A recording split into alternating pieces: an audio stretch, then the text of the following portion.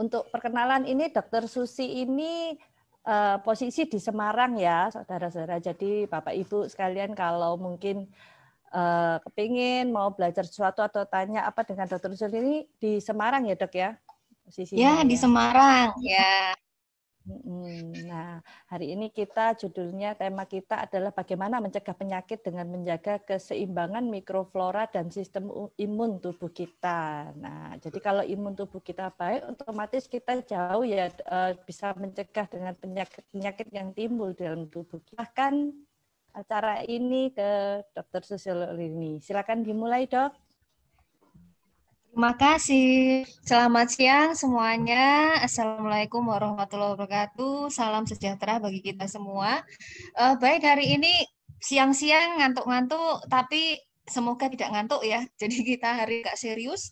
Kita akan belajar tentang mengenali diri kita sendiri sebetulnya ini ya, karena selama ini mungkin yang kita dengar maupun kita baca bahkan di dalam textbook kedokteran itu belum begitu familiar juga bahwa ternyata ada yang namanya akar masalah dari semua penyakit itu adalah yang namanya dysbiosis ya.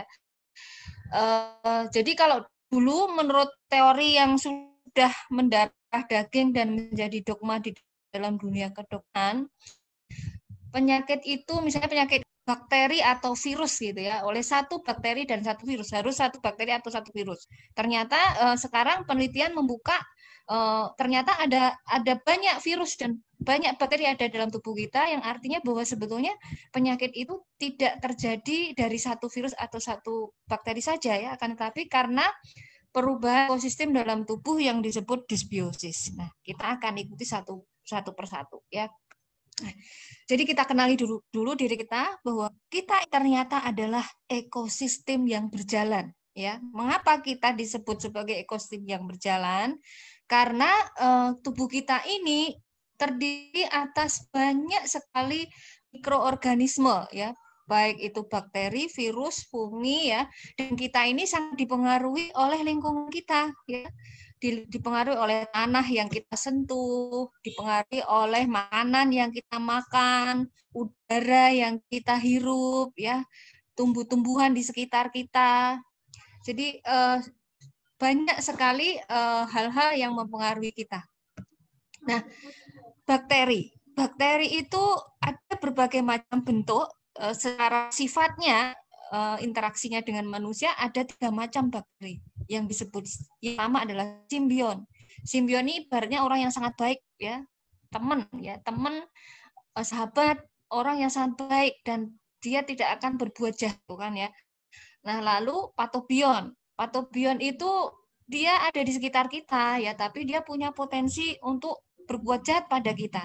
Akan tapi kalau yang di sekitarnya baik ya, kemudian yang baik ini juga mempunyai kekuatan yang banyak untuk mempengaruhi yang patobion ini justru bisa jadi baik gitu ya. Nah, lalu yang ketiga adalah amfibion. Amfibion itu ibaratnya orang munafik ya, di mana dia bisa jadi baik, bisa juga jadi jahat ya. Dan terkadang kita anggap dia baik gitu ya. Nah, bakteri ini ada macam-macam bentuk, ya ada yang kokus, ada yang basil, ada yang berbentuk koma dan lain-lain, dan dia mempunyai kemampuan adaptasi hidup di berbagai habitat. Dan bakteri ini ada yang bisa menyebabkan patogen, penyakit ya, berarti bakteri yang bersifat patogen. Nah, lalu ternyata manusia juga mempunyai virus di dalam tubuhnya ya. Misalnya nih di saluran napas ya, di saluran napas ada yang namanya Epstein-Barr virus, dulu dianggap sebagai virus yang sangat jahat yang bisa menyebabkan kita menderita kanker nasofaring ya, kanker pada tenggorokan ya. Lalu pada saluran yang menghubungkan antara mulut dengan saluran napas ya, yang namanya nasofaring. Nah, di situ ada yang namanya virus yang sekarang ini baru jadi trending topik yang masih menjadi misteri dan menyebabkan pandemi COVID ya, yaitu coronavirus. Nah, di dalam tubuh kita ini banyak sekali strain coronavirus dan sudah ditemukan sebelum SARS-CoV-2 ini ada beberapa human coronavirus yang menimbulkan penyakit.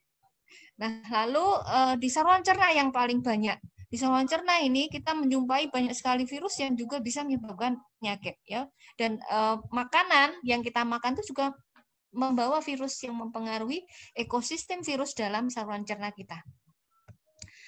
Nah, selain bakteri, virus,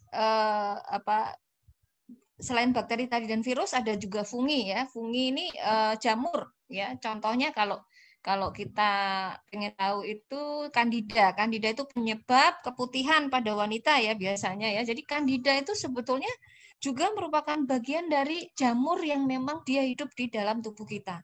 Nah, sekali lagi kalau kita bicara ekosistem ya, walaupun di sana ada, misalnya di hutan ya, di sana ada singa, ada ular ya, kemudian ada rusa. Nah, walaupun semuanya itu ada yang karnivor dan dia bersifat berbahaya bagi manusia, akan tetapi ekosistem ini tetap harus ada ya, dan mereka punya aturan tersendiri, rantai makanan yang tersendiri. Dan kalau ekosistem ini masih murni dan tidak terganggu, maka sebetulnya manusianya tidak akan terpengaruh dan tidak akan dimakan oleh singa, akan diserang oleh ular ya, walaupun potensinya dan ular itu menyerang manusia itu mungkin saja gitu ya. Nah, jadi sekarang sudah ada konsep sehat dan sakit yang mulai bergeser ya, di mana paradigmanya itu sudah memandang mikroekologi manusia ya, di mana yang sehat itu bukan hanya didefinisikan ya oleh host, kemudian lingkungan dan faktor-faktor yang lain, misalnya agent begitu ya, akan tetapi ternyata kehidupan yang sehat itu terbentuk oleh beberapa faktor seperti mikrobiota ini ya, dan juga kesehatan usus yang terutama. Mengapa nanti kesehatan usus sangat penting di sini ya? Kemudian juga kesehatan otak, karena kesehatan pada usus ini akan mempengaruhi otak kita ya. Jadi ada sebuah quote yang mengatakan bahwa God is your second brain ya. Kenapa sampai disebut God sebagai the second brain? Itu ternyata bahwa apa yang terjadi pada usus dia akan mempengaruhi otak, dan usus ini kesehatannya dipengaruhi oleh mikrobiota ya. Jadi kalau ekosistem mikrobiota ini rusak, maka usus akan rusak, dan semuanya ini kalau sampai rusak ya akan mempengaruhi kehidupan kita. Nah, mikrobiota ini dianggap sehat kalau dia proporsinya itu seimbang ya. Proporsinya seimbang antara, tadi ada 3 macam bakteri tadi ya, kalau bakteri ya. Jadi yang baru dipetakan sampai selesai itu bakteri, virus, kemudian fungi ya, belum lagi parasit, itu belum bisa dipetakan secara lengkap ya. Jadi dari komposisinya, kemudian proporsinya, dan juga perilakunya ya, perilakunya. Jadi patobion itu kalau dia bisa dikendalikan oleh simbion, maka patobion itu tidak akan berbahaya ya. Dia tidak akan menimbulkan penyakit. Nah, psikobiotik namanya, perilaku dari bakteri itu. Nah, lalu keseimbangan pada usus ya, keseimbangan pada usus itu kesehatannya dilihat dari strukturnya ya, struktur dari mukosanya, kemampuan dia mencerna makanan, kemudian sistem imun yang ada di situ, dan yang namanya sistem neuroendokrin ya, yang dia memproduksi zat-zat yang memancarkan sinyal sampai ke seluruh tubuh dan ke otak terutama ya, karena dia memproduksi sinyal-sinyal yang mempengaruhi saraf dan juga hormon ya.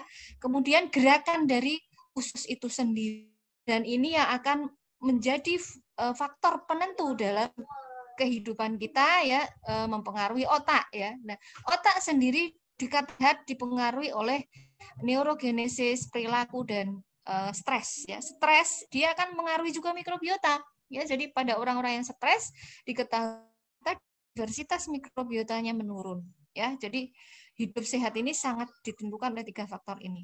Nah, selanjutnya ini adalah bagaimana seseorang bisa sakit, faktor apa saja yang berpengaruh ya. Jadi pada kondisi yang sehat seharusnya yang namanya diversitas bakteri pada usus terutama densitasnya atau kepadatannya ya, keanekaragamannya, aktivitasnya itu harus dalam kondisi yang namanya homeostasis atau seimbang. Jadi Tuhan itu menciptakan kita dalam keseimbangan ekosistem, keseimbangan sistem imun, ya, keseimbangan sistem organ dan keseimbangan metabolisme. Nah, kalau semuanya seimbang maka akan terjadi kesehatan, ya. Tubuh kita sehat. Akan tapi ketika keseimbangan ini rusak, ya, maka akan terjadi penyakit. Nah, kerusakan dari keseimbangan ini ada disebut namanya disbiosis. Nah, faktor yang bisa mempengaruhi diversitas, kemudian densitas dan aktivitas dari bakteri pada usus ini, terutama yang paling besar adalah faktor manusia. Ya. Faktor manusia ini dipengaruhi oleh umur, ya, kemudian dipengaruhi oleh genetik, ya, stres tadi, kemudian proses fisiologis dalam tubuh kita, struktur anatomi dan fisiologis dari terutama saluran cerna, ya.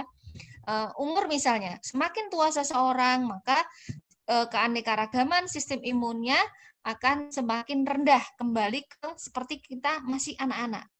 Anak-anak sampai 2 tahun diversitas ekosistemnya juga masih rendah. Maka pada kondisi 2 tahun ini adalah fase yang sangat-sangat kritis dalam perkembangan ekosistem manusia, ya. Kemudian genetik contohnya apa? Genetik contohnya kemampuan seseorang untuk memproduksi antibodi. Ada orang-orang tertentu yang tidak bisa memproduksi antibodi, kemudian dia tidak bisa memetabolisme zat-zat yang toksik, ya, misalnya dia tidak bisa metabolisme metana, ya, kemudian tidak bisa memetabolisme triptofan misalnya, ya. Jadi ada orang-orang yang dia mempunyai kelainan genetik tertentu yang menyebabkan mereka lebih mudah sakit.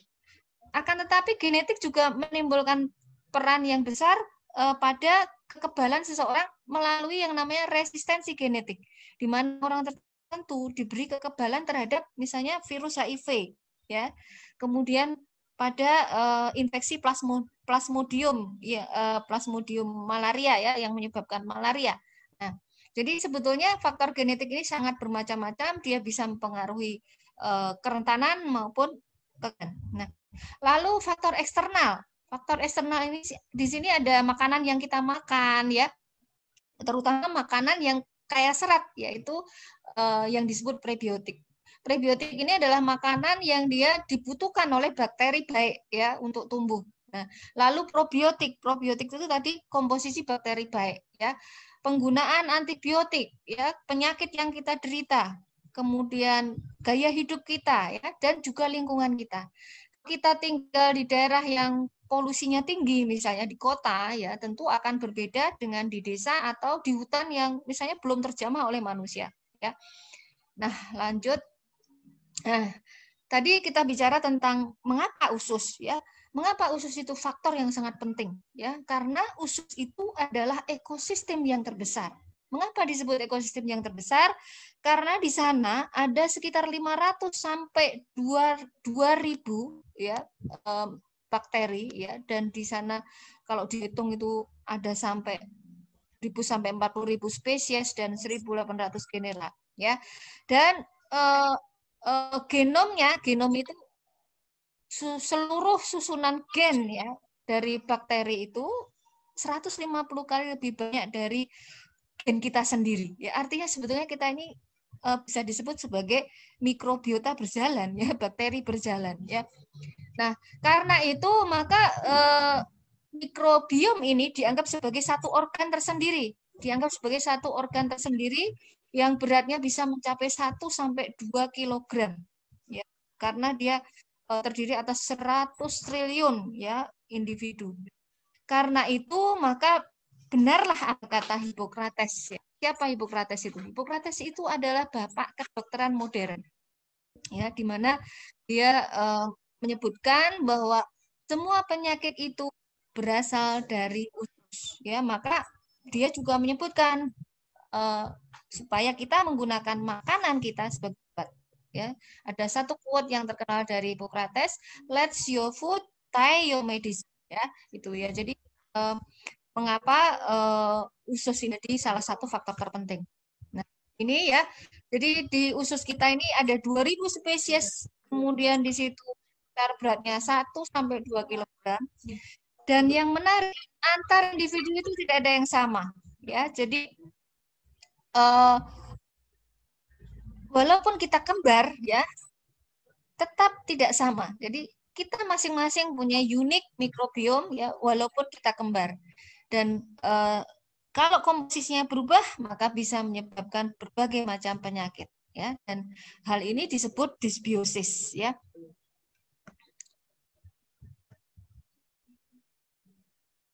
Nah, dysbiosis ini ada beberapa macam. Yaitu yang pertama ada 3 macam, ya. Yaitu yang pertama adalah meningkatnya patobion, ya. Kemudian yang kedua kehilangan mikrobiota komensal. Jadi benar-benar mikrobiota itu mikrobiota komensal kita itu hilang, ya. Lalu yang ketiga yaitu berkurangnya diversitas mikrobiom. Jadi keanekaragamannya berkurang. Nah, penyebabnya apa saja? Penyebabnya bisa karena infeksi, ya, peradangan, lalu makanan tidak sehat yang kurang serat, ya.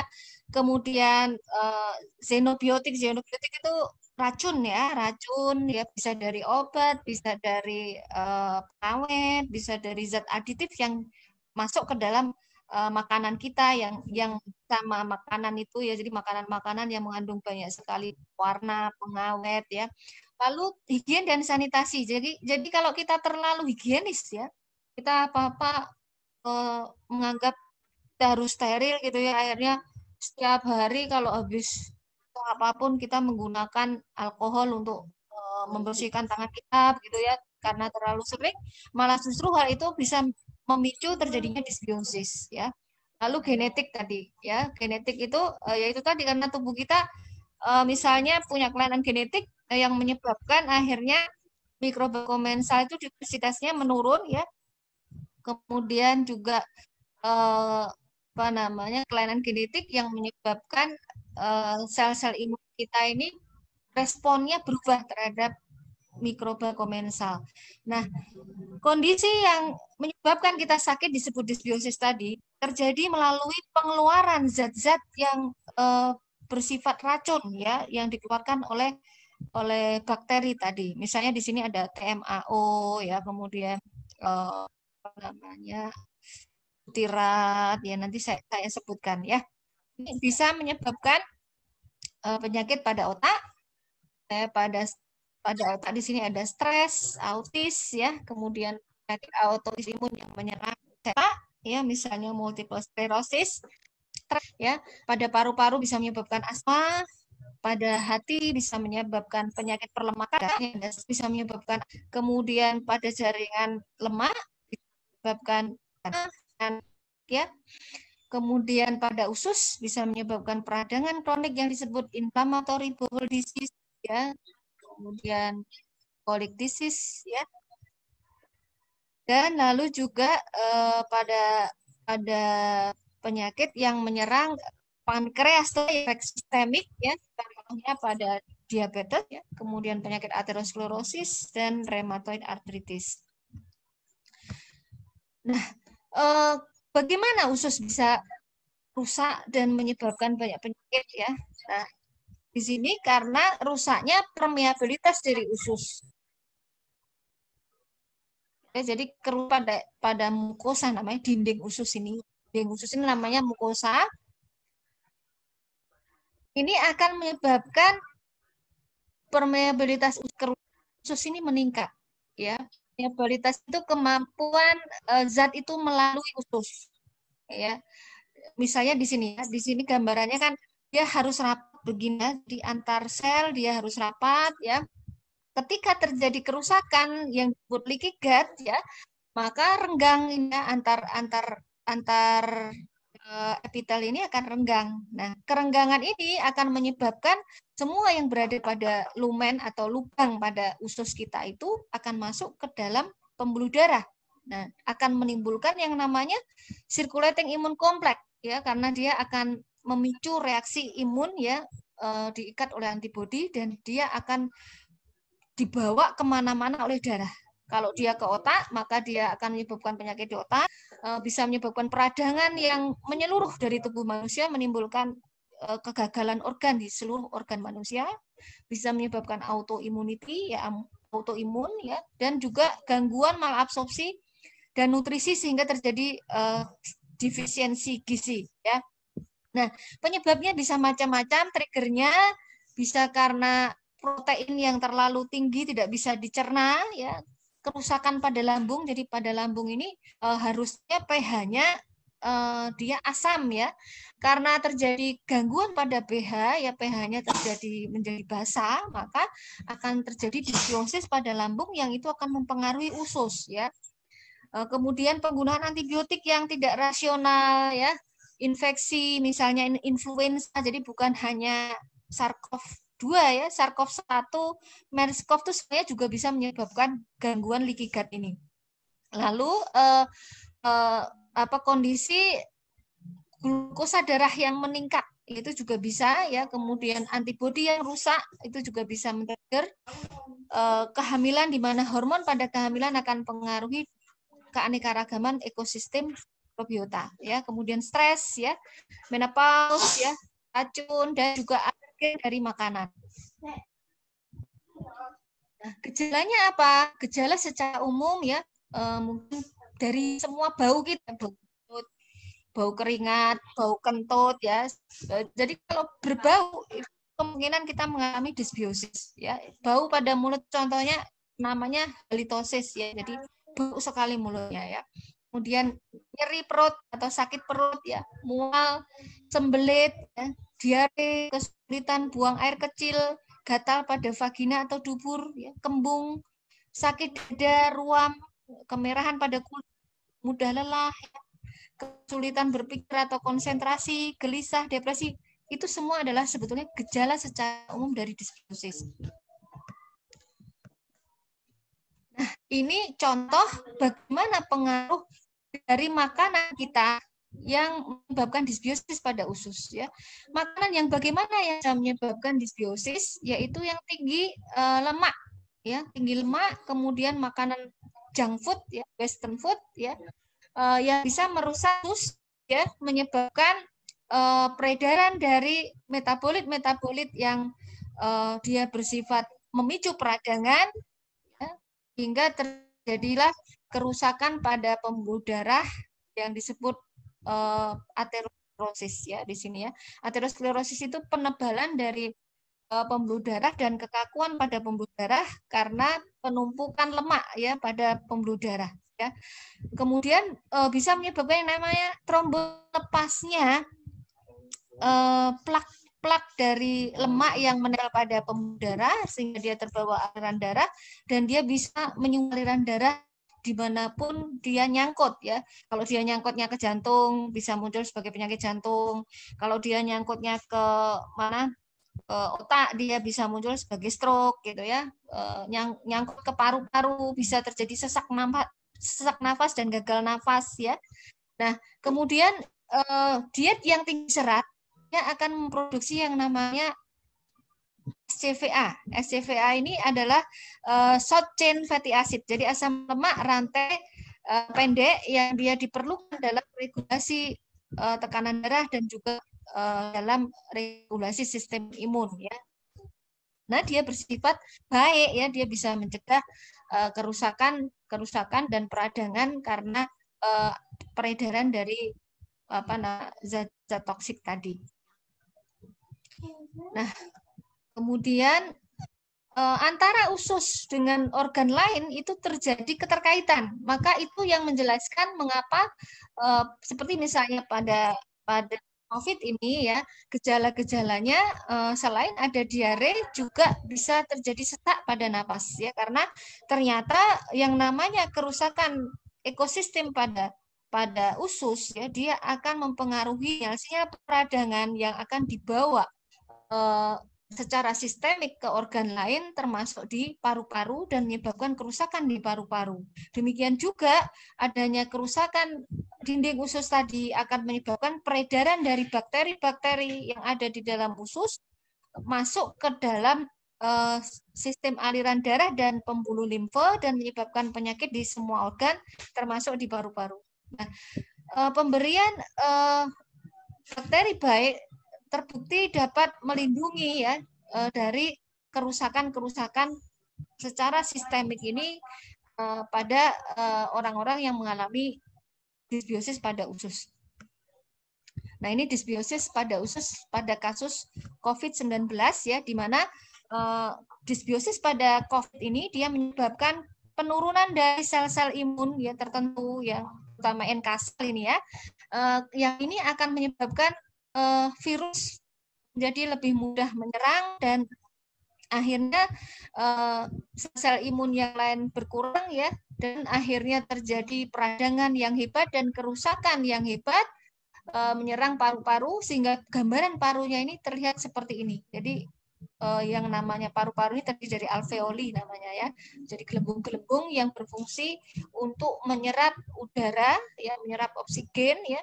Yang kalau dia mengalami kerusakan maka di situ akan terjadi jaringan parut yang berlebihan ya, sehingga paru-parunya akan menjadi padat.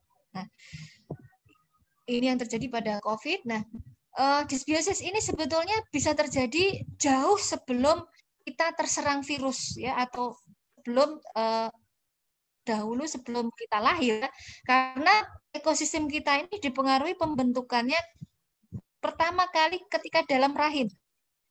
Ketika ada pembentukan ari-ari ya, maka sebetulnya pada saat itu tubuh ibu itu membentuk ekosistem dari anaknya.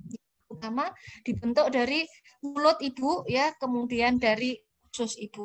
Nah, penggunaan antibiotik pada masa ini juga akan mempengaruhi ya.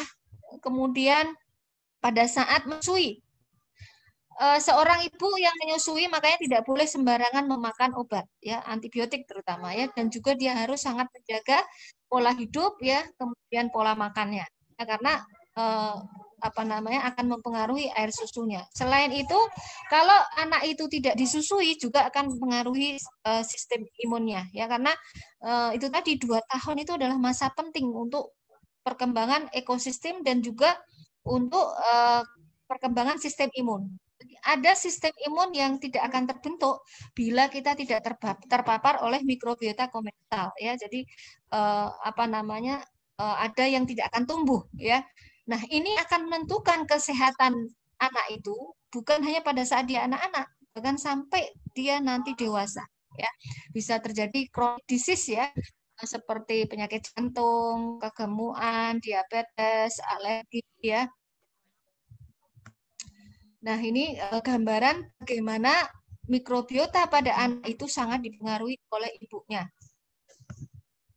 Nah, ini gambarannya kalau ibu kegemukan saja itu akan menimbulkan anaknya akhirnya mengalami gangguan metabolisme ya, maka kita pada saat hamil harus benar-benar menjaga ekosistem kita, terutama yang tidak kita sadari apa biasanya skincare ya, kemudian sabun ya, penggunaan kosmetik harus hati-hati ya. Jadi pilihlah nanti skincare atau kosmetik dan juga sabun yang dia ramah terhadap. Nah, ini gambaran bagaimana tubuh kita ini mempunyai keterkaitan secara anatomis ya. Misalnya di dalam amandel itu, tahu nggak amandel? Amandel itu organ yang ada di dalam nasofaring ya, dalam mulut kita yang di akhir dari mulut kita ya, yang sering meradang ini biasanya. Nah, di sini nih kalau tidak paparan mikrobiota dia tidak akan terbentuk ya, berbeda dengan yang ada di misalnya di usus ini ya. Payer parts itu ada di usus halus ya. Kemudian appendix, usus buntu dan usus besar kita ada yang namanya colonic parts ya. Yang di sini kalau tidak terpapar oleh mikrobiota komensal maka dia tidak akan mengalami pematangan ya, walaupun pada saat lahir ini sudah terbentuk ya. Nah, ini seperti titik-titik akupunktur ya, maka disebut sebagai inductive site. Jika kita memaparkan mikroba komensal atau bakteri baik pada permukaan inductive site ini, maka pengaruhnya bisa jauh ke effector site, bisa ke hidung, bisa ke air ludah kita, bisa ke saluran napas, ya, paru-paru, ke air susu. Makanya makanan ibu itu sangat mengaruhi kualitas air susu, ya, karena tadi ya, karena adanya ini. Nah, lalu usus halus kita ke usus besar dan juga ke saluran reproduksi manusia. Nah, apa yang ibu makan, infeksi yang diderita ibu, ya, dia akan mempengaruhi sistem imunnya dan ini akan mempengaruhi sistem imun anak, ya. Dan mengapa menyusui itu sangat penting? Ini karena ternyata ASI itu juga mengandung mikroba komensal, ya. Setiap fase laktasi. Jadi kalau misalnya kita menyusui ini pada umur anak 3 bulan, nah itu bakterinya berbeda dengan kalau kita menyusui anak yang pada usia 6 bulan. Demikian sampai 2 tahun. Dan dalam petunjuk agama Islam misalnya kita disuruh menyempurnakan sampai 2 tahun kalau menyusui, dan ternyata secara ilmu pengetahuan hal ini diketahui karena 2 tahun ini adalah critical window untuk membentuk sistem imun seorang anak, ya. Kemudian ini ya. Nah, bagaimana kalau misalnya kita ketahui seorang ibu itu mengalami disbiosis, ya, maka perlu diberikan makanan atau suplementasi pada masa kehamilan, ya, terutama pada sebelum dia hamil, ya, sebaiknya orang yang dia berencana untuk hamil atau sebaiknya ya berencana mau menikah itu sudah mengkonsumsi, ya, karena biasanya orang menikah kalau dia subur juga langsung hamil. Nah, kemudian pada masa akhir kehamilan terutama, karena pada masa akhir kehamilan ini karena pengaruh hormonal, diversitas ekosistemnya akan sama beliau, ternyata beliau ini juga banyak mendampingi orang dengan penderita-penderita kanker terutama. Jadi beliau ini membantu mendiagnosa awal itu kanker apa.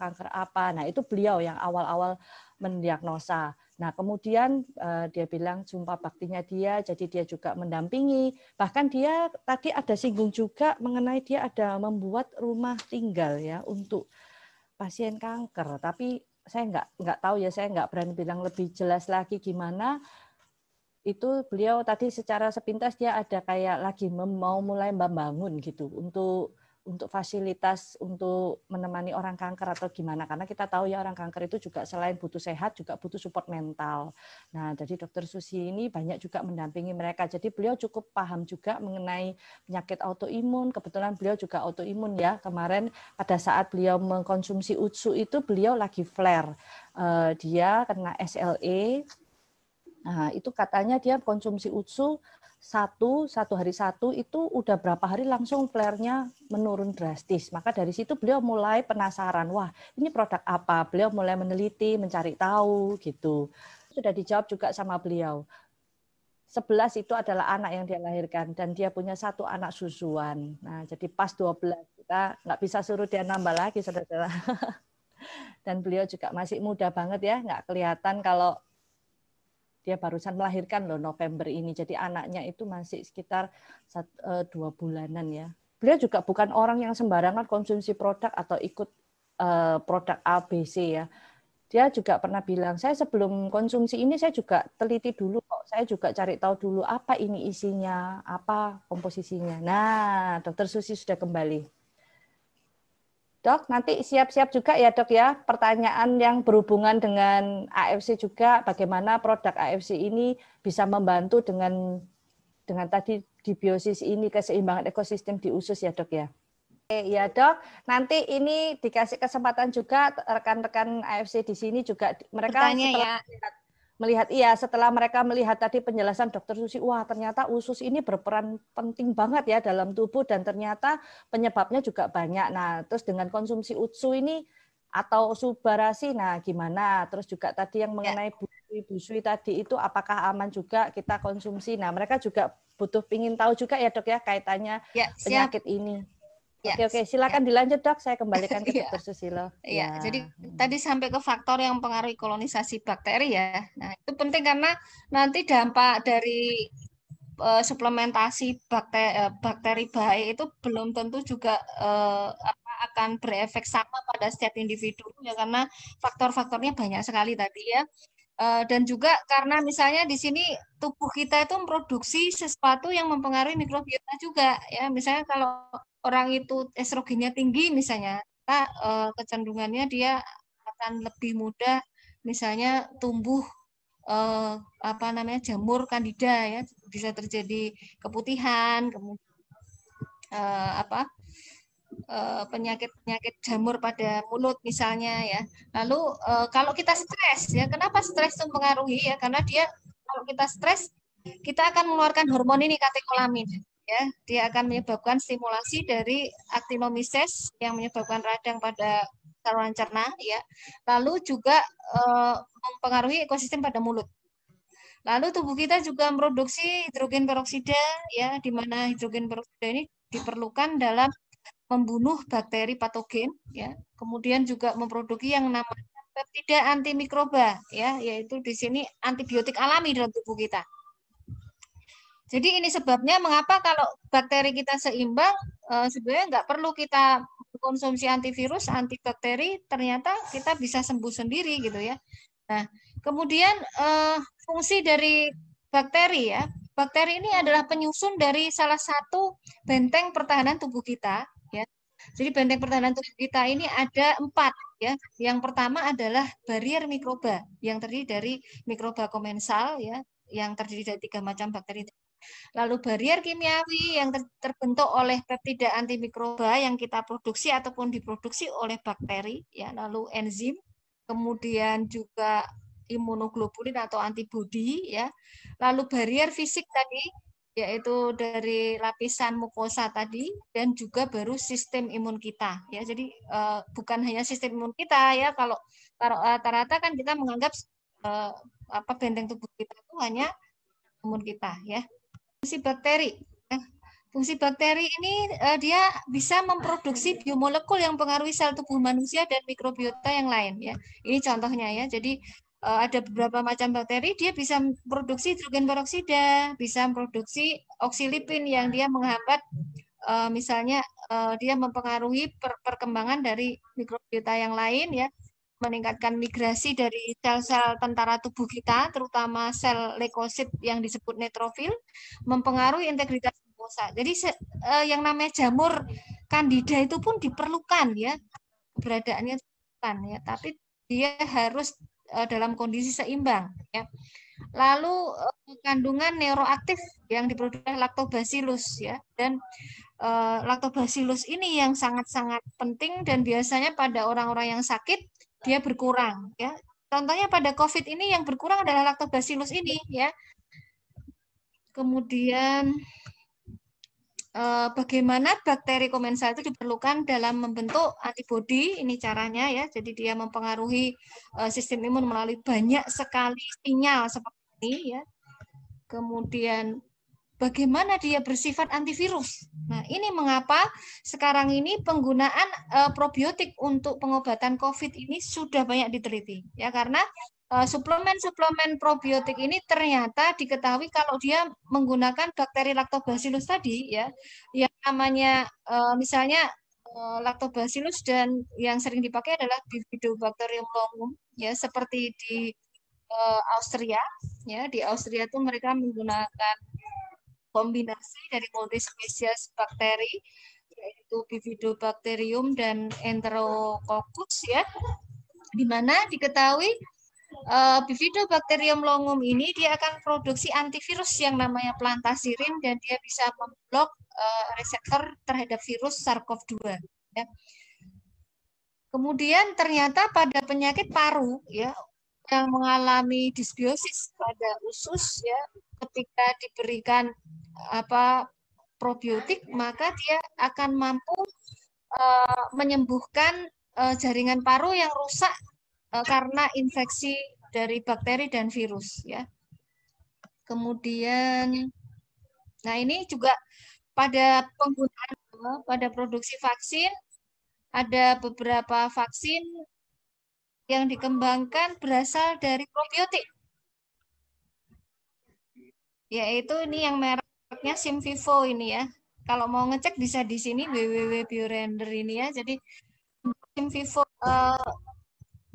kalau bisa digunakan karena dia dibutuhkan yang ini ya, itu jadi penyimpanan yang dingin yang diberikan melalui hidung atau dihirup atau diminum. Nah, bagaimana mekanisme probiotik ini melindungi ya? Ini karena dia mempengaruhi tadi saluran cerna tadi ya, di mana dia akan mempengaruhi pada yang namanya M-cell namanya ya, di mana di sini dia akan mempengaruhi seluruh limfosit ya, bukan hanya limfosit B, bukan hanya natural killer ya, tapi juga sel-sel yang bertugas mengerem peradangan. Ya, makanya itu kenapa probiotik itu dia berfungsi pleiotropik namanya. Dia bisa berfungsi menekan peradangan, dia juga bisa berfungsi meningkatkan pertahanan tubuh terhadap virus maupun bakteri. Kemudian dia juga bisa meningkatkan kerapatan dari usus ya, sehingga ususnya ini tidak bocor ya. Kan tadi terjadi kebocoran yang menyebabkan komplikasi ke berbagai organ. Nah, kita lihat di sini sekarang. Susunan dari bakteri pada lambung misalnya ya, di sini yang paling kita familiar adalah Helicobacter ya. Helicobacter ini dia bakteri yang bertugas membuat lambung itu bersifat tidak terlalu asam ya. Nah, kalau dia berlebihan ini berbahaya karena dia bisa bersifat terlalu basah ya. Hal ini akan pengaruhi ekosistem di usus halus dan usus besar. Ya, selain itu, kalau Helicobacter berlebihan, maka yang namanya lambung ini bisa terkena kanker. Bisa terkena kanker lambung, ya. Nah, kita lihat di usus 12 hari di sini ada enterokoki dan lactobacillus. Nah, ini yang kita perhatikan sekarang ya. Jadi lactobacillus dan enterokoki ini sangat penting keberadaannya dalam hal penyerapan makanan ya. Kemudian dia juga mempengaruhi pertahanan tubuh di dalam usus terutama ya. Lalu di dalam usus besar kita perhatikan di sini ada Bifidobacterium ya. Bifidobacterium contohnya yang ada pada produk AFC ada Bifidobacterium longum ya. Kemudian juga ada Enterococcus ya, contohnya Enterococcus faecalis. Nah, kedua bakteri ini sangat spesial ya. Kenapa? Karena dia mampu menempel pada epitel ya, dan itu menempelnya itu tidak merusak ya, dia tidak menyebabkan kematian dari sel, justru dia melindungi sel ya. Kemudian nah, bagaimana bisa terjadi penyakit? Kita punya core bakteri di sini. Core bakteri kita ada dua jenis, yaitu fakultatif anaerob dan anaerob ya. Di mana di sini ada, kita lihat yang paling menonjol di sini enterokoki ya, kalau yang anaerob ya, lalu lactobacillus ya, bakteria. Nah, yang anaerob Bifidobacterium ya. Bifidobacterium contohnya tadi Bifidobacterium longum ya. Nah, kalau terjadi ketidakseimbangan ya, maka akan terjadi penyakit seperti ini misalnya ya, inflammatory bowel disease ya. Kemudian di sini ada obesitas, diabetes, lupus, bahkan kanker ya. Kanker baik itu kanker pada usus maupun kanker yang lain ya. Sebetulnya semuanya adalah karena biosis pada usus. Nah, jadi peranan mikroflora itu banyak sekali di sini ya. Jadi dia bersifat bisa metabolisme nutrisi yang kita makan, melawan kolonisasi patogen, memproduksi vitamin, menginduksi sistem imun, membantu maturasi dan regenerasi sel. Ya. Bahkan ada penelitian yang menunjukkan penggunaan misalnya Bifidobacterium dengan Enterococcus tertentu ya, Enterococcus faecum namanya ya, dia bisa meningkatkan ketahanan dari usus dan juga ketebalan dari usus, ketebalan musin ya, lapisan lendir pada usus kita dari zat-zat toksik dan juga infeksi. Nah, apa itu prebiotik, probiotik, dan simbiotik ya? Ini kalau prebiotik itu hanya isinya hanya bakteri ya, bakteri baik.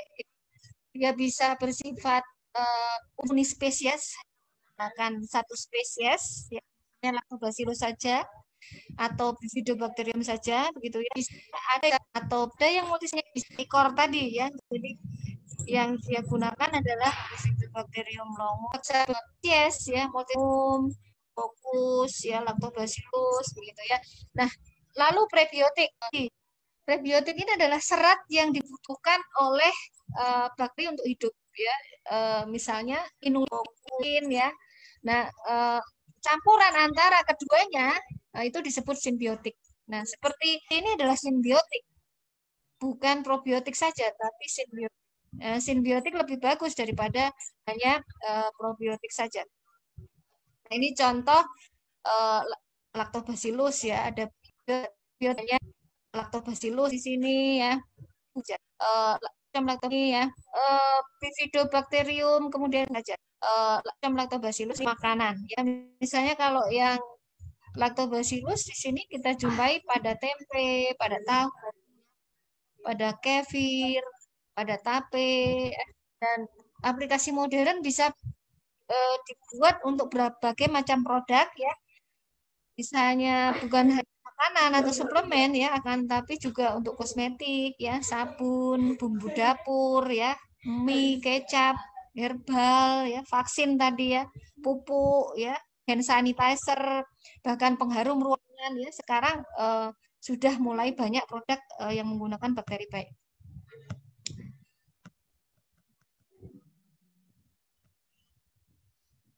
Nah, ini bagaimana mekanisme bakteri membantu tubuh kita produksi antibodi dan antimikroba alami ya, tapi harus dibantu oleh diet yang sehat ya. Kalau kita mengkonsumsi suplemen tapi tidak memperdulikan makanan kita, kemudian gaya hidup kita, maka suplemen itu tidak akan berguna ya. Jadi tetap kita harus memperhatikan diet yang sehat. Karena diet yang sehat ini sangat diperlukan ya, bersinergi dengan bakteri baik. Nah, lalu diet yang bagaimana? Diet yang kaya serat, diet yang kaya vitamin ya, bisa dari buah-buahan ya, misalnya kalau dalam itu ada apa? Buah kiwi ya. Kemudian ada nanas ya, kemudian buah-buah yang lain misalnya anggur ya. Semuanya kaya dengan vitamin, bukan hanya vitamin C ya. Yang buah-buah berwarna itu biasanya kaya vitamin A ya. Nah, vitamin A ini penting. Kenapa? Vitamin A ini akan diubah menjadi satu zat yang namanya retinoic acid, mana lingkungan yang kaya retinoic acid itu diperlukan untuk stimulasi sistem imun yang seimbang ya. Jadi yang namanya imun aktivasi itu tidak selalu memicu peradangan ya. Tapi dia memicu sistem respon imun yang seimbang sehingga dia bisa mengenali patogen dan melawan patogen, mengenali bakteri baik dan toleran terhadap bakteri baik. Jadi inti dari sistem imun yang seimbang itu kalau responnya terhadap bakteri adalah kalau dia baik ya harus ditoleransi, kalau dia jahat dia harus dilawan atau dia diubah menjadi baik. Kemudian juga mentoleransi sel-sel tubuh kita sendiri ya. Jadi sistem imun yang baik itu harus toleran terhadap sistem imun sel-sel imun kita sendiri, sel-sel tubuh kita sendiri. Nggak boleh sel tubuh kita itu diserang atau justru dirusak oleh sistem imun ya. Nah, sinergi antara mikrobiota baik ya, baik dari makanan maupun dari suplemen itu membutuhkan vitamin A ya. Maka kalau bisa ya kita mencari suplemen-suplemen yang dia sudah ada vitamin A-nya ya, sudah ada vitamin A-nya. Lalu juga vitamin D ya, vitamin D ini banyak pada ikan ya, ikan salmon ya, ikan kod, ikan sarden ya, kemudian juga banyak pada lain. Jadi carilah suplemen-suplemen yang kaya dengan vitamin D ya. Jadi kalau kita makanannya tidak sehat ya kita harus mencari suplemen yang dia sudah mengkombinasikan itu ya, vitamin, kemudian serat, kemudian juga bakteri baik ya. Nah, lalu polifenol ya. Polifenol ini banyak ada pada makanan kita ya, pada buah-buahan seperti kiwi, pada anggur ya, pada nanas ya. Polifenol ini juga sangat penting ya, karena polifenol ini mempunyai efek bukan hanya antioksidan tapi dia juga anti radang dan juga antibakteri ya. Nah, ini contoh beberapa studi tentang makanan dan zat-zat nutrisi pada makanan yang mempengaruhi kesehatan manusia melalui pengaruhnya terhadap mikrobiota pada usus ya. Kemudian ini manfaat dari polifenol. Polifenol tuh dia bisa berefek macam-macam ya, bukan hanya dia meningkatkan sistem imun tapi juga mensupresi sistem imun yang dia berlebihan ya. Maka di sini kita lihat ya, kalau dia polifenol ini diberikan bersama bakteri gram positif yang mempunyai penanda lipopolisakarida, maka dia cenderung bersifat imunosupresi ya, dia menekan sistem imun yang berlebihan. Kalau diberikan bersama interferon ini bisa diproduksi oleh tubuh kita karena paparan polifenol ya, maka dia bersifat imunoaktivasi. Nah, kemudian kalau dia LPS dan polifenol tadi ya, dia bisa merangsang proliferasi dari sel-sel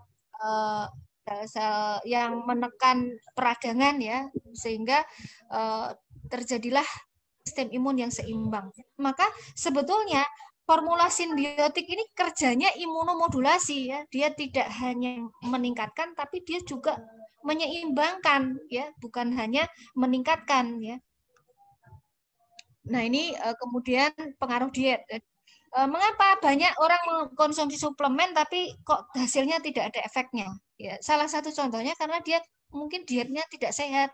Dietnya kurang serat ya. Diet yang kurang serat ini bisa kita lihat di sini gambarannya, mikrobiotanya lebih sedikit ya. Dia lebih rentan untuk mengalami infeksi ya, karena sel-sel imunnya juga di sini di limpanya sedikit sel-sel imun yang diproduksi di limpanya.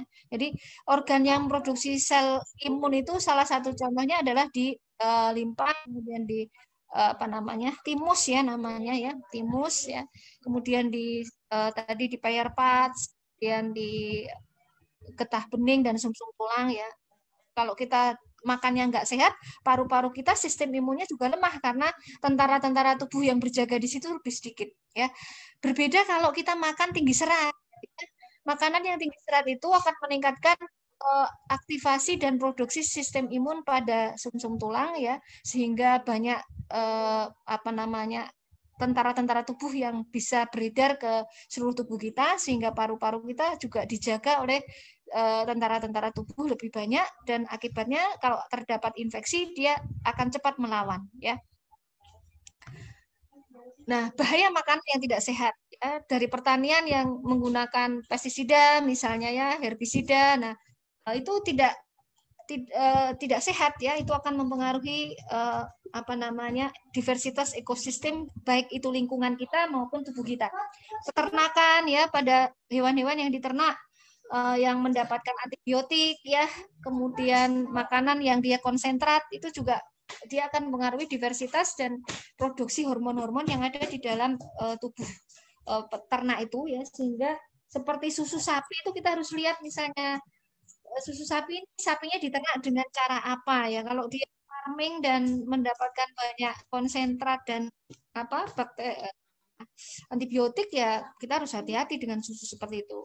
Lalu sumber air ya, kemudian juga pengolahan makanannya, penggunaan misalnya zat adif, pengemasan makanan menggunakan foam ya, plastik, lamin, itu juga akan mempengaruhi. Kemudian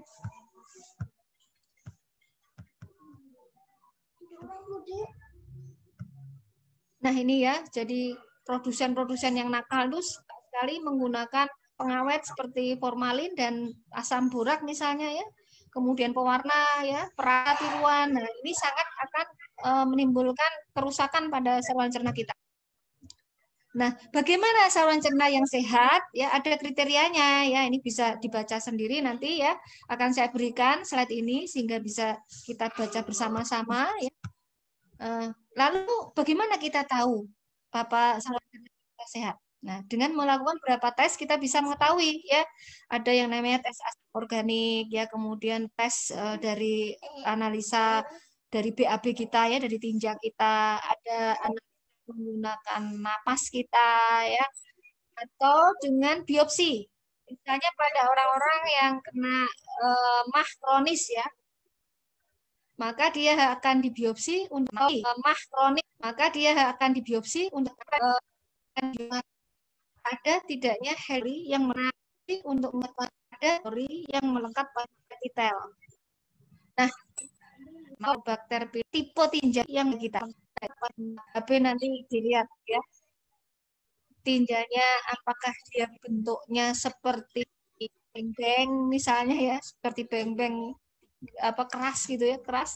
Kemudian ada apa serat-serat makanan yang tidak tercerna, yaitu dia ada konstipasi dan gangguan saluran cerna ya. Yang baik ya sebetulnya dia seperti sosis yang tidak mudah putus ya.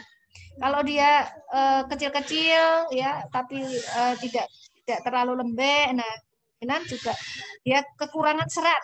Ya lalu kalau encer, seperti kalau kita mencret gitu ya, berarti ada peradangan. Dari sekarang kita perhatikan nanti kalau kita BAB ya, perhatikan kloset masing-masing, jangan langsung di flash. Kemudian juga bau kentut ya, bau kentut kita kalau busuk itu sudah menunjukkan kalau terjadi tuberkulosis yang parah ya. Ini contoh studi-studi ya pada COVID nih ya. Jadi pada COVID itu ternyata juga ususnya yang kena sebenarnya ya. Dan ternyata sekarang banyak negara yang melakukan studi menggunakan probiotik ya. Jadi untuk mengatasi COVID itu. Jadi di Austria itu justru malah pakai probiotik yang menggunakan Bifidobacterium longum ya. Kemudian Enterococcus juga. Jadi ada beberapa macam spesies yang dia gunakan ya. Demikian juga untuk vaksinnya itu ya digunakan juga Bifidobacterium longum. Ya ini banyak sekali negara nih contohnya ya. Terus makanan. Nah, makanan kayak misalnya apa di sini bumbu dapur seperti bawang putih ya, kemudian jahe, kemudian apalagi nih ya, titri, teh ya, teh minyak esensial dari teh. Kemudian ada banyak sekali nih ya, nanti kita sendiri.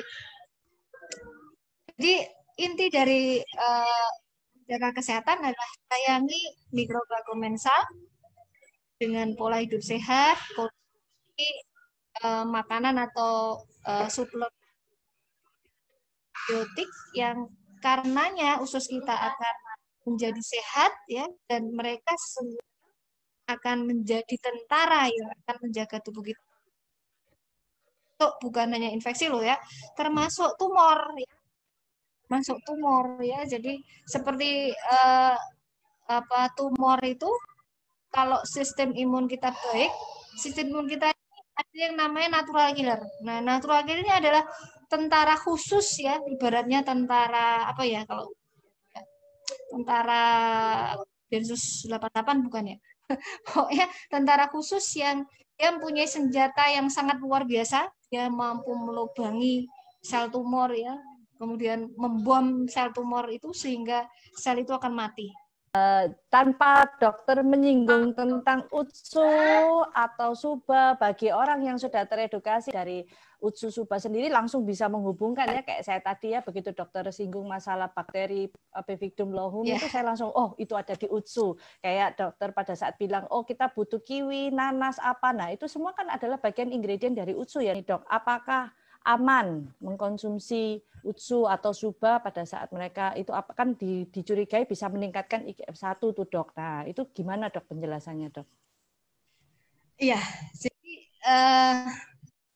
makanan kita, semua makanan kita, kalau dia mengandung kolesterol, mengandung karbohidrat, dia diserap oleh dimetabolisme oleh tubuh gitu ya, bisa memproduksi GF1 ya, termasuk misalnya ayam yang kita makan,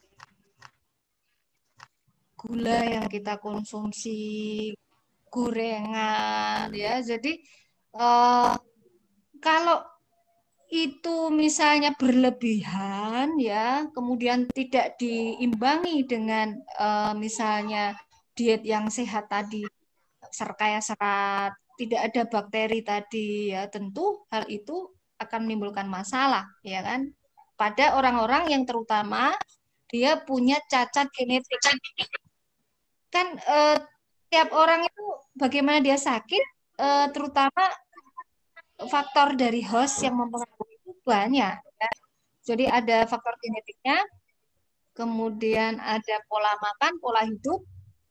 Nah, orang-orang yang menderita kanker ini sangat sensitif terhadap IGF karena dia biasanya punya kelainan genetik di mana reseptor dari tubuhnya itu ada namanya sel yang menangkap IGF itu lebih banyak biasanya ya. Kemudian dia juga punya kecenderungan memproduksi estrogen yang tinggi karena sebenarnya IGF ini mengapa ditakutkan memicu tumor misalnya ada kaitannya dengan estrogen ya. IGF ini adalah bahan baku dari estrogen ya. Jadi IGF ini nanti akan juga pertumbuhan melalui reseptor-reseptor pada. Tapi ada bukti penelitian bakteri baik itu dia punya mekanisme lain ya di mana dia akan menghambat salah satu enzim yang memicu pertumbuhan ya. Pertumbuhan dari yang tumor yang tidak normal kan itu pertumbuhan tidak normal ya kan. Kalau pada orang yang normal ya tidak akan terjadi itu tadi pertumbuhan yang tidak berlebihan. Kalau di sini ada bakterinya, kemudian ada polifenolnya. Polifenol sendiri misalnya, dia punya efek menekan misalnya pertumbuhan yang abnormal melalui beberapa mekanisme, ya bukan hanya dari menekan enzim yang meningkatkan perkembangan tumor, ya namanya enzim tirosin kinase, ya. Nah, kemudian menekan bersifat antioksidan, menekan radikal bebas kita, ya. Kemudian juga menekan peradangan berlebihan yang menjadi salah satu kunci dari pertumbuhan tumor. Sebetulnya tumor bisa tumbuh itu kombinasi dari radikal bebas yang banyak dalam tubuh, kemudian sinyal-sinyal pertumbuhan yang berlebihan dalam tubuh karena reseptor yang berlebihan tadi atau dia terlalu berlebihan dalam produksi hormon ya.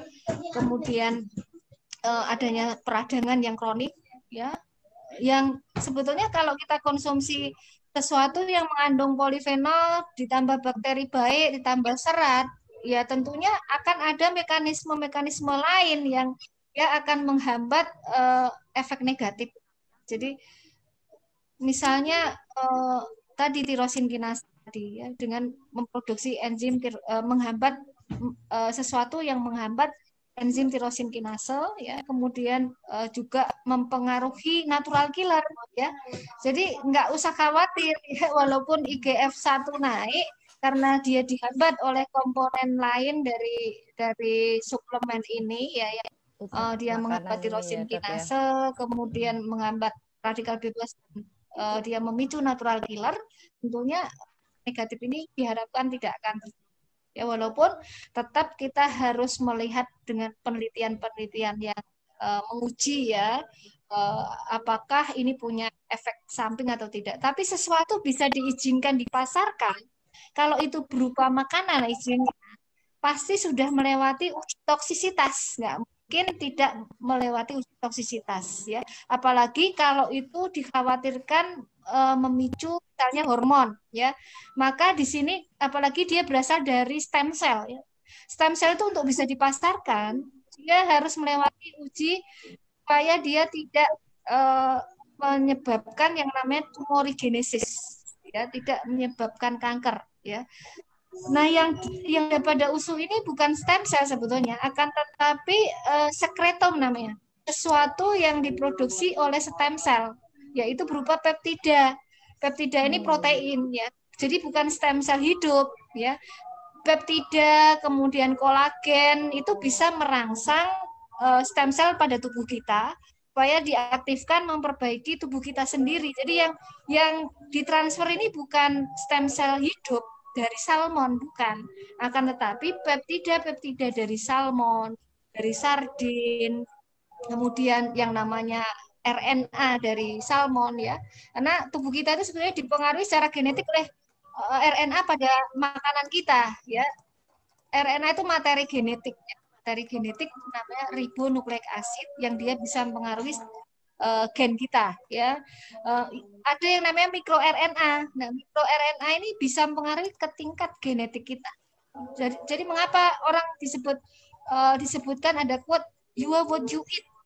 You are what you eat itu karena mikroRNA pada itu bisa mempengaruhi secara genetik kita.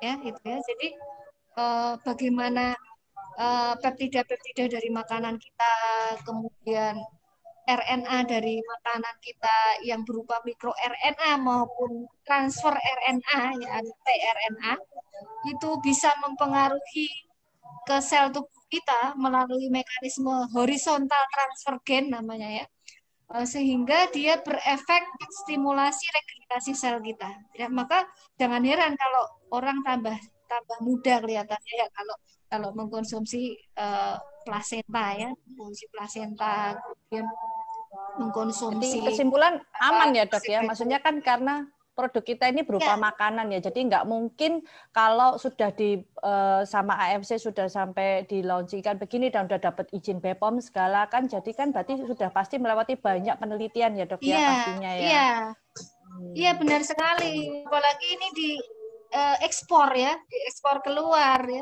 Syarat-syarat untuk bisa diekspor apalagi di Jepang itu sangat ketat. Nggak mungkin dia tidak akan melewati uji safety ya namanya. Jadi kalau untuk makanan itu kan yang terpenting uji safety. Ya. Karena kan ini makanan, berbeda dengan obat. Kalau obat kan ada uji efektivitas, uji apalagi uji post marketing surveillance ya, karena kalau dia ada efek samping gitu ya. Kalau ini makanan, efek samping dari makanan tuh kalau kita makan dalam konsumsi yang sangat besar kan. Nah ini kan ada dosisnya juga ya. Misalnya diabetasol itu kan juga makanan ya, dimasarkan sebagai makanan misalnya. Kan ada dosisnya. Ya asal kita mengkonsumsi sesuai anjuran ya nggak masalah ya, walaupun kita harus hati-hati misalnya pada orang tertentu yang alergi ya, alergi misalnya ikan gitu ya, maka kalau itu produk yang mengandung ikan ya kita harus hati-hati, bukan berarti tidak boleh ya, mungkin dengan dosis kecil dulu ya, karena ini seperti terapi alergi makanan ya. Kalau kita alergi, terapinya itu namanya desensitisasi. Caranya adalah dengan memaparkan secara pelan-pelan, ya, bertahap ya, dengan dosis yang kecil dulu ya. Maka kalau kita mau mencoba kita alergi atau tidak, selain dengan tes alergi ya kita coba di dosis kecil ya, dosis kecil. Coba kalau Ucu kayak contoh setengah saset dulu ya dok ya, kalau memang ada alergi didampingi dengan obat alergi dulu ya dok ya, nanti baru pelan-pelan kalau alerginya udah membaik baru dimulai lagi dari dosis kecil gitu ya dok ya, supaya membiasakan tubuh ini adaptasi dulu gitu ya. Ya benar, jadi tidak perlu didampingi obat alergi ya, jadi kalau memang alerginya berat ya hentikan dulu ya. Nanti coba lagi dengan dosis yang lebih kecil tapi sering gitu. Nanti lama-lama tubuh akan mentoleransi. Dan kalau kita bicara sesuatu yang kita makan, sistem imun di dalam saluran cerna itu cenderung toleran. Ya.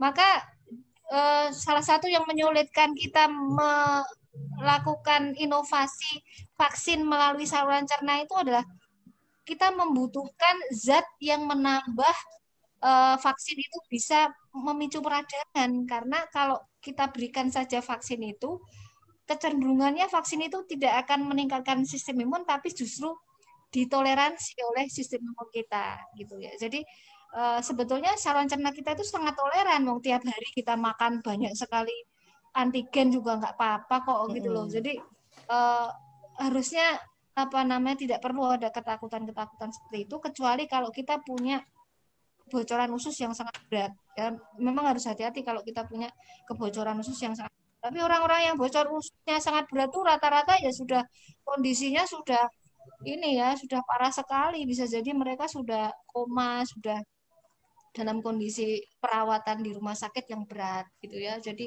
kalau untuk orang-orang yang seperti kita masih bisa jalan-jalan, masih bisa ini ya, itu nggak terlalu menimbulkan masalah sih gitu sama ya. Kemudian ini dok, ada juga pertanyaan yang paling banyak ditanyakan nomor 2. Nah kalau kita autoimun dok, itu hubungannya dengan kita konsumsi UTSU atau SUBA itu gimana dok? Kebaikannya apa yang bisa kita ambil dari UTSU dan SUBA untuk kita autoimun ini dok? Ya kebetulan suami saya juga ada autoimun juga ya dan Autoimun ya? ya. Boleh ya. Jadi sebetulnya autoimun tadi kan masalah utama autoimun itu adalah di usus ya, karena renggangnya renggangnya itu. Jadi carilah produk yang bisa meningkatkan kerapatan usus. Nah, contohnya adalah kolagen dari makanan kita ya, kolagen dari makanan kita. Nah, kalau kebetulan Utsukushi itu kolagen ya, ada kolagen, kemudian ada polifenol juga tadi ya, vitamin A ya, vitamin D dari apa namanya buah-buahan, ekstrak buahnya ya, kan ada ekstrak buahnya ya. Buah-buahan tuh rata-rata punya vitamin A.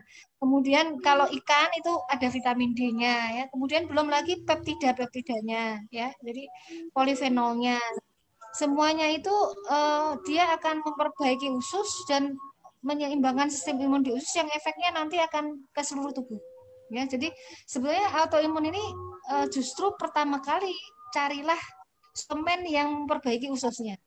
Ya, lalu perlu diperhatikan juga diet ya tentunya. Ya, diet harus kayak serat tadi ya. Kemudian pola hidup, terutama pola hidup itu kaitannya dengan tidur. Kenapa tidur ya? Karena saat tidur itu bukan hanya saat untuk istirahat ya. Saat tidur itu tubuh kita ibarat mobil, itu saat mobil kita itu diservis, ganti oli ya, kemudian semua dicek semuanya ya. Dicek ada kerusakan atau tidak. Kalau ada kerusakan, maka tubuh akan diperbaiki dengan yang namanya hormon melatonin ya. Hormon melatonin ini berasal dari metabolit dari makanan kita, yaitu asam amino yang namanya triptofan. Nah, triptofan ini ada pada marin plasenta ya, seperti ya. pada subarasi. Ya, benar lah. Kemudian yang perlu kita ingat dalam perbaikan sel dibutuhkan vitamin D. Nah, vitamin D itu untuk metabolismenya dibutuhkan magnesium. Ya, magnesium ini ada pada salmon milk ya, ada pada salmon milk ya. Jadi salmon milk itu salah satu sumber dari magnesium ya. Selain itu omega 3 itu juga menyeimbangkan sistem imun ya. Omega 3 dia biasanya meningkatkan yang namanya T regulator ya, sel yang berfungsi mengerem dari peradangan. Nah, orang yang autoimun itu butuh sel yang mengerem ini, ya. Kemudian bakteri baik itu juga meningkatkan jumlah T regulator ini ya. Jadi sel-sel yang berfungsi mengerem. Jadi saya kira misalnya kita mau mengkombinasikan keduanya boleh-boleh aja sih, boleh-boleh aja. Ya, tapi tetap dengan melihat kondisi derajat penyakitnya ya. Misalnya kalau dia punya autoimun yang menyerang usus seperti inflammatory bowel disease ya, kita harus hati-hati juga. Akan tetapi ada bukti memang peradangan pada usus baik dengan pemberian bifidobakterium dan enterococcus saja ya. Artinya kalau di situ ada tambahan polifenol, ada tambahan omega 3, ada kolagennya, insya Allah bagus lagi kan. Kalau misalnya kita meneliti ulang ya, formula yang berbeda, yang di situ ada kandungan kolagen, ada kandungan mineral dari salmon milk itu tadi ya. Kemudian ada vitamin D-nya juga kan dari salmon kan gitu. Betul, terus apa namanya polifenol tadi kan, polifenol tadi bisa dilihat dia bisa meningkatkan T regulator ya kan. Nah, jadi nggak usah bisa radang juga tadi ya dok ya. Iya, kan bisa kalau menekan radang ya, biasa kan kalau orang autoimun apalagi rheumatoid arthritis itu kan paling mudah radang ya dok. Iya, benar. Apalagi kalau yang seperti lupus ya, seperti saya ini menderita lupus ya, organ-organ yang sudah diserang otomatis diregenerasi. Nah, kalau dalam terapi regeneratif yang digunakan, yang hanya bisa digunakan adalah stem cell ya, stem cell. Akan tapi stem cell manusia sendiri harus dilihat sumbernya. Dia sumbernya dari embryonic stem cell, dari misalnya darah dari tali pusat misalnya, dia akan bersifat embryonic stem cell, maka ada efek samping ya, ada efek samping ke tumorigenesis yang dikatakannya justru memicu kanker ya. Akan tapi kalau dia hanya berupa sekretomnya, ya sekretomnya tentu tidak. Sekretom itu kan dia hanya peptida dan materi genetik ya sebetulnya ya. Protein ya, sinyal-sinyal protein kemudian hormonnya ya. Dia tidak akan menimbulkan dampak efek samping seperti kalau kita disuntik dengan stem cell. Dan lagi pemberiannya, kalau pemberiannya itu per oral ya insya Allah tidak akan menimbulkan efek samping ya, kecuali kalau Oral itu diinjeksi. berarti makanan ya dok ya, karena kan Ya, dalam bentuk makanan ya. karena gini Eh, dok, banyak yang bilang begini, loh ini kan makanan, ini kan bukan suplemen. Nah itu kan banyak juga pertanyaan orang ya yang mereka iya, takutkan, kok makanan, mereka nggak percaya kalau makanan itu bisa bisa menjadi menyembuhkan. obat. Nah ternyata kita belajar dari Bapak Hippocrates ya, ternyata bahwa makanan itu adalah maksudnya sumber utama malah yang bisa mengobati diri kita Ya, sendiri ya dok ya. Jadi iya. Dan apa yang kita makan. gini, kaidah dalam kedokteran itu, ya kaidah yang umum itu, yang namanya menterapi penyakit, kalau kita bisa menyembuhkan dengan terapi non farmakologis, terapi non farmakologis itu terapi tanpa obat, ya. Maka ya sudah tidak akan dikasih obat, ya. Jadi ada tahapannya kan. Jadi pertama kalau dengan terapi non farmakologis dulu sudah baik ya tidak akan diberi obat ya. Tapi kalau ternyata dengan terapi non farmakologis kok dia tidak membaik ya nanti akan ditambahkan obat. Begitu kaidahnya. Jadi tidak selalu terus tanpa melihat derajat penyakit terus semua orang kalau terdeteksi penyakit COVID misalnya langsung semua dikasih lah antivirus, antibakteri, setiap orang dianggap sama karena tadi manusia itu unik, setiap manusia itu unik ya, maka tidak bisa satu terapi itu untuk semua orang, tidak bisa ya, makanya betul. Makanan adalah pendekatan yang paling aman ya. Makanan itu adalah pendekatan yang paling aman dan sejak zaman dulu kalau makanan kita terjaga ya, lingkungan kita terjaga, pola hidup kita sehat, kalau kita sakit kan tidak mudah menjadi berat ya, bahkan bisa sembuh. Ya, apalagi infeksi virus.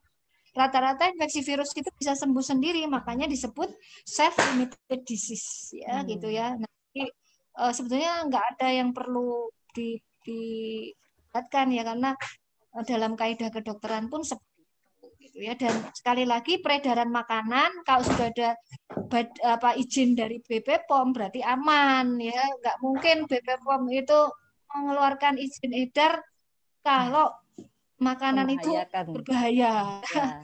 Terus gitu. Gini dok, ini pertanyaan yang ibu-ibu suka ini dok. Tadi mengenai tadi dokter ada sedikit menyinggung mengenai busui, bahkan kita sebelum hamil kita harus memenuhi nutrisi tubuh kita ya dok ya. Nah tadi kan karena produk Utsukushi dan Suba ini adalah makanan yang juga kita bisa bilang adalah nutrisi tubuh. Jadi untuk orang yang mau hamil atau yang lagi hamil bahkan busui ini juga boleh ya dok ya? Boleh saja ya. Sekali lagi tapi dengan mempertimbangkan apa namanya ya, ada tidaknya mungkin alergi gitu ya. Kemudian diet dan pola hidup itu juga penting ya. Sesuatu kadang kita kalau menganggap ini aduh udah konsumsi ini terus kita makannya jadi sembarangan, pola hidup kita sembarangan ya. Rata-rata orang sakit kanker misalnya ya. Orang sakit kanker atau orang nggak bisa hamil itu ya, atau dia hamil bermasalah gitu ya, itu kalau kita mau koreksi nih ya, kita evaluasi ternyata pola hidupnya yang jelek ya, makanannya sukanya misalnya mie ayam, bakso ya, terus kurang serat lah ya, gorengan dan apa namanya faktor tidur juga pengaruh ya dok ya? Iya pengaruh, maka tidur itu harus jam 9 malam sudah tidur, makan juga kalau bisa jangan yang berat-berat, kalau malam ya jam 7 malam itu sudah makan ya supaya usus bersih sehingga melatonin atau hormon yang bertugas untuk memperbaiki tubuh kita tadi bisa diproduksi dengan baik dan melancarkan tugasnya dengan baik ya. Jadi melatonin itu harus diproduksi secara maksimal pada jam 10 malam ya. Melatonin itu cirinya kalau diproduksi dia akan menimbulkan rasa kantuk. Ya, kita pasti ngantuk sekali kalau jam 10. Nah, itu sebetulnya sistem tubuh kita baik. Nah, kita harus ikuti alarm ngantuk tadi ya. Kalau ngantuk ya tidur, jangan malah minum kopi terus nanti nonton apa. Saya punya satu pasien yang saya dampingi. Jadi kebetulan saya ini mendampingi orang yang sakit kanker yang stadium lanjut ya. Pengabdian ilmu saya begitu ya. Saya mendampingi untuk bagaimana mengubah perilaku mereka supaya mereka menjadi. Saya punya satu pasien umur 79 tahun. Dia itu kalau malam sukanya nonton bola. Jadi jam 2 malam dia pasti bangun. Jam 2 malam bangun bukan untuk sholat atau bukan untuk ibadah ya, tapi untuk nonton bola. Jadi dan sekarang gara-gara kebiasaan yang seperti itu ya kena kanker usus ya. Jadi kalau kita teliti ternyata orang-orang yang sakit kanker itu rata-rata suka begadang, kurang cahaya matahari ya, kurang sinar matahari sehingga vitamin D-nya rendah. Vitamin D-nya rendah, hormon melatoninnya rendah, ya, dia suka begadang. Nah, selain tidur malam, tidur siang juga perlu ya, karena kalau siang hari kita terpapar sinar matahari itu secara genetik DNA kita banyak yang rusak ya. Sinar matahari itu adalah gelombang elektromagnetik yang bisa merusak tubuh kita ya, karena secara paparannya yang menembus, kalau terutama kalau terik-teriknya itu ya dia akan menembus kulit kita dan merusak DNA kita. Nah, pada saat teriknya sinar matahari itu sebenarnya kita ada waktu untuk tidur sebentar ya, sekitar 30 menit gitu ya. Dan ini penelitiannya sudah banyak dibuktikan bahwa dengan tidur sejenak pada siang hari bisa ambil sebelum jam 12 atau sudah jam 12 ya. Tapi tidak boleh lebih dari 30 menit ya. Kemudian jangan tidur di waktu yang salah ya. Misalnya waktu yang salah itu adalah waktu antara jam 3 sampai jam 18.00 ya, karena ada banyak penelitian kalau kita tidur terlalu lama pada jam itu akan muncul yang namanya sindrom stres.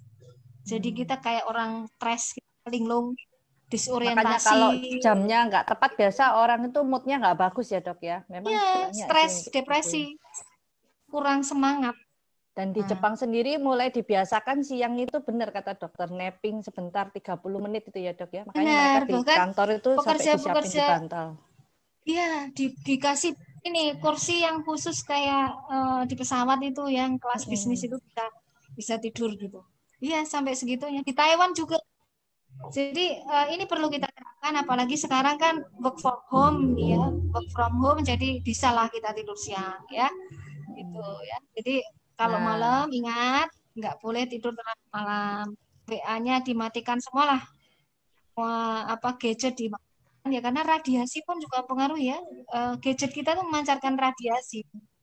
Jadi mutasi gen itu salah satunya dari radiasi dari gelombang-gelombang elektromagnetik kan oleh alat-alat yang kita gunakan ya. Ya, ada pertanyaan lagi? Nah, ini kebetulan kan dokter ini kan lebih mengenal tentang autoimun dan cancer. Jadi makanya saya bawanya ini pembahasan yang lebih ke autoimun. Tadi saya juga udah tanyakan yang tentang cancer yang IGF-1 sudah mudah-mudahan bisa menjawab ya, dan kemudian juga usus tadi. Nah, ini juga ada sedikit pertanyaan, apakah konsumsi ini kan lagi masa pandemi ya dok ya, banyak yang tanya, tadi juga dokter ada singgung bahwa kalau masa COVID ini banyak penelitian juga menggunakan bakteri Bifidum longum tadi ya dok ya. Nah, berarti kan Utsukushi ini kurang lebih setidaknya juga bisa membantu ya, kita nggak pernah klaim sebagai obat ya, tapi setidaknya bisa membantu ya, karena kan orang COVID ini juga butuh nutrisi ya dok ya, gitu ya dok ya. Benar ya. Jadi bukti-bukti otopsi, kemudian analisis dari feses dari orang yang meninggal atau mengalami infeksi yang berat karena di berbagai negara, bukan hanya di Wuhan ya. Bahkan pada kasus 4 orang yang meninggal pertama kali di Wuhan itu terjadi sampai ususnya ya. Itu ternyata ada bukti bahwa ada kekurangan Lactobacillus, kemudian Bifidobacterium ya, kemudian Enterobacter. Nah, kenapa di Austria mereka menggunakan Bifidobacterium, Lactobacillus, jadi multispesies bakteri ya, karena mereka tahu bahwa ternyata kekurangan bakterinya adalah itu. Nah, diharapkan dengan suplementasi satu formula simbiotik ya. Kalau di Austria itu yang digunakan inulin. Jadi mereka nggak pakai polifenol makanan, mereka hanya mengkombinasikan multispesies bakteri yang mengandung Bifidobacterium, Enterobacter, bakteri core tadi ya, Lactobacillus, dan ditambah inulin, ditambah magnesium, zinc, dan selenium. Jadi hanya itu saja. Itu sekarang sudah fase uji klinis loh, bayangkan. Ya. Nah, makanya walaupun belum ada penelitian, kalau kita ternyata ada bukti empiris, apalagi ini makanan yang sudah dikonsumsi orang banyak, ya justru ini baik karena ini akan mengurangi orang yang sakit berat yang harus masuk rumah sakit, dan ini akan menurunkan beban tenaga kesehatan dan fasilitas kesehatan dan pemerintah ya. Sebagian besar sebetulnya dari data epidemiologi bisa sembuh kan gitu ya, bisa sembuhnya bahkan tanpa pengobatan loh ya, dari makanannya yang sehat itu bisa kok ya. Artinya kalau kita derajatnya ringan sedang terus kita mau konsumsi itu ya insya Allah bisa membantu.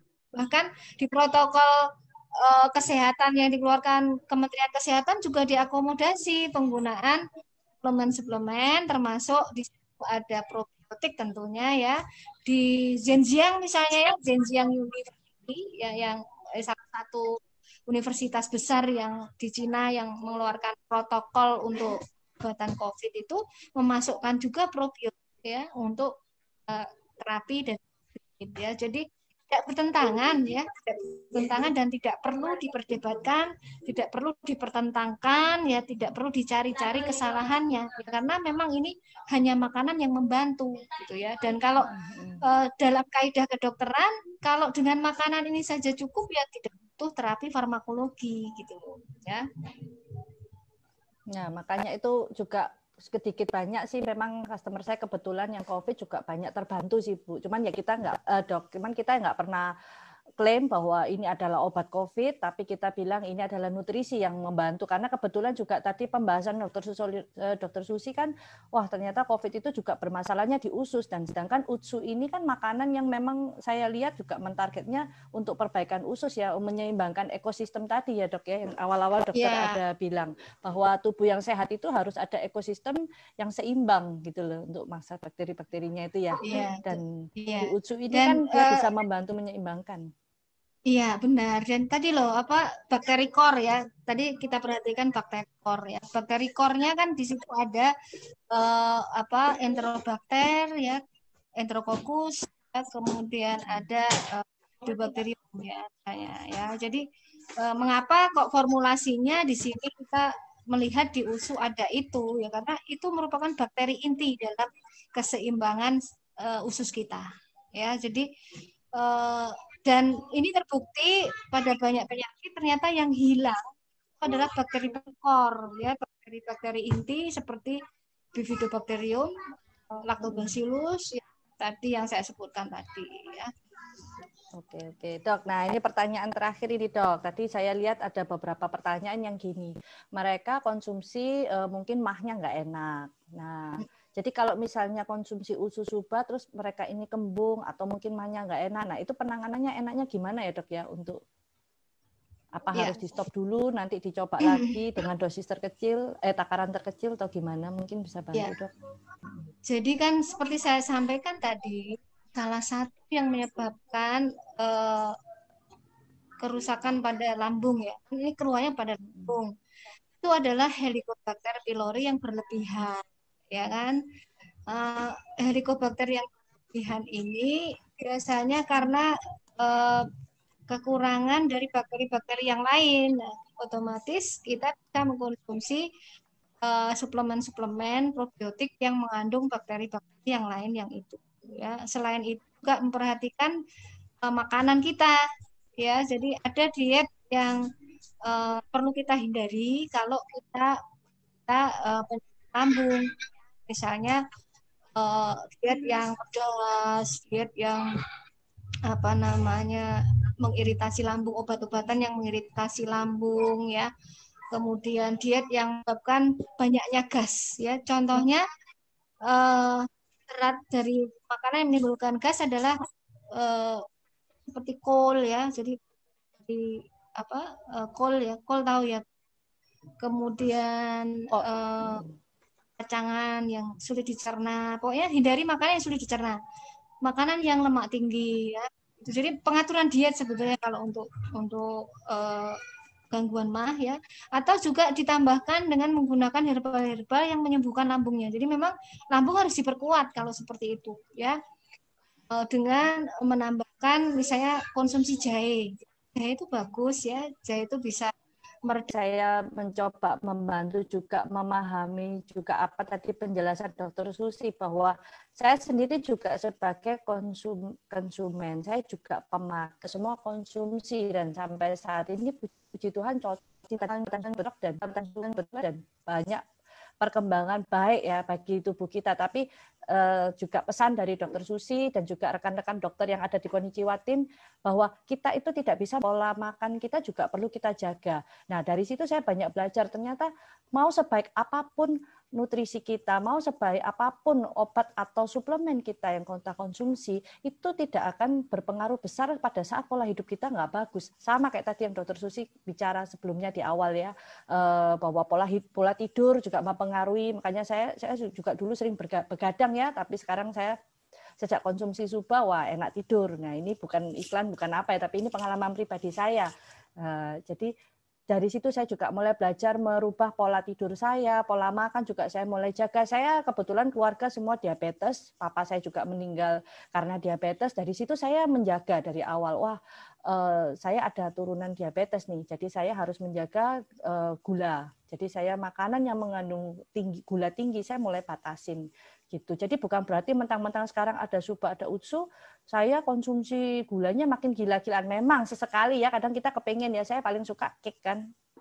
Jadi sempat itu, saya dulu sangat takut banget makan cake, padahal saya suka banget. Nah, terakhir saya konsumsi Suba Utsu, kok mendadak saya kok pernah merasa gini, oh saya kok apa ya, kok dingin atau apa. Ternyata saya mungkin gula saya turun. Wah, dari situ saya bukan berarti konsumsi Suba atau Utsu itu menurunkan kadar gula ya, enggak ya. Cuman kebetulan saya memang waktu itu betul-betul diet gula. Jadi mungkin badan saya cenderung dingin ya, karena kalau mungkin kurang gula gitu. Dari terus saya juga konsumsi Utsu Suba Rasi juga. Nah, dari situ saya merasa wah, saya berarti lebih terkontrol ya. Nah, pelan-pelan saya berani makan sedikit-sedikit meskipun enggak banyak. Dari situ lebih tidaknya ada jaga. Jadi selain kita jaga makan, pola hidup juga, dan dengan nutrisi yang tepat, itu tubuh kita ya insya Allah kalau kita bilang ya, itu bisa mencegah kita dari sakit penyakit.